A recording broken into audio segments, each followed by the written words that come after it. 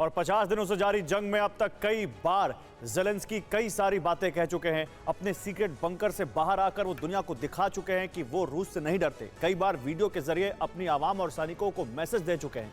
मगर अब गलती से भी ज़ेलेंस्की अपने सीक्रेट बंकर से निकले तो उन पर मिसाइल अटैक हो सकता है। आखिर क्यों और कैसे, इस रिपोर्ट में देखिए।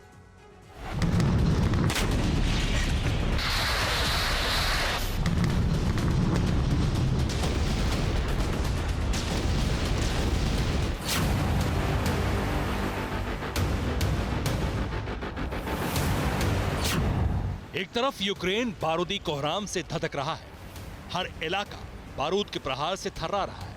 वहीं यूक्रेन को लीड कर रहे प्रेसिडेंट ज़ेलेंस्की अपनी जान बचाने के लिए बंकर में 50 दिनों से।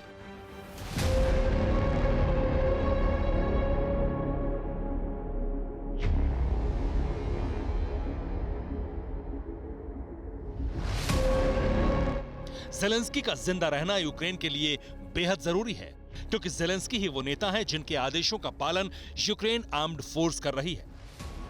ज़ेलेंस्की ही वो शख्स हैं जो रूस जैसे ताकतवर देश से भिड़ने का मादा रखते हैं। रूसी सेना के सामने यूक्रेन की मामूली सी फौज अगर सीना तान के खड़ी है तो उसके पीछे ज़ेलेंस्की ही है।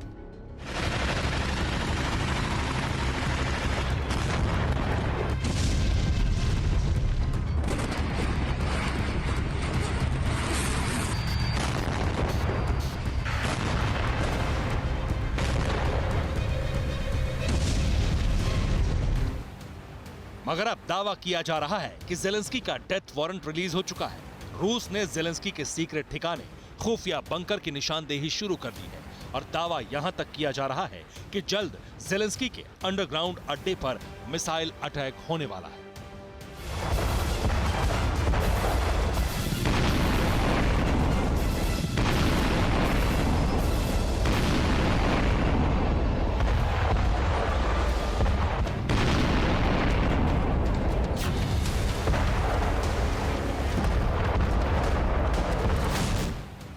जी हां, रूसी डिफेंस ने एक बयान जारी करते हुए यह ऐलान किया है कि जो यूक्रेन में फैसले ले रहा है, जो यूक्रेन की सेना को आदेश दे रहा है, यूक्रेन का वही पावर सेंटर अब हमारी फौज के टारगेट पर है, यानी सीधे सीधे यूक्रेन के प्रेसिडेंट व्लादिमीर ज़ेलेंस्की।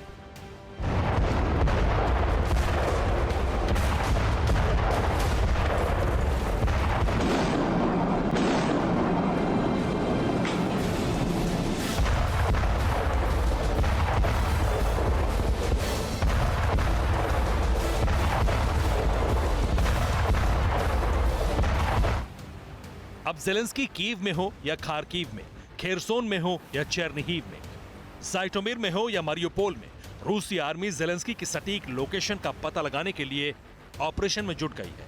क्योंकि बीते 50 दिनों में ज़ेलेंस्की ने कई लोकेशंस बदली हैं। कभी वो प्रेसिडेंट पैलेस में दिखाई दिए, तो कभी कीव की सड़कों पर, तो कभी यूक्रेन के किसी और शहर में।